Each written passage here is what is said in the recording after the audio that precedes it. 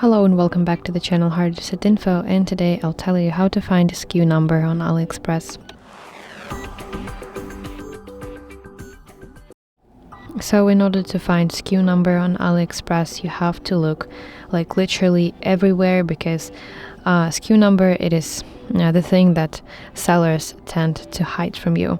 So scroll through the photos available, see if any of the photos include SKU number.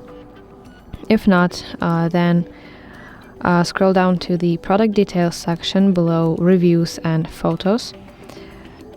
So here go to specifications and check whether it includes any information about SKU number. If not, read this description and check if it's here.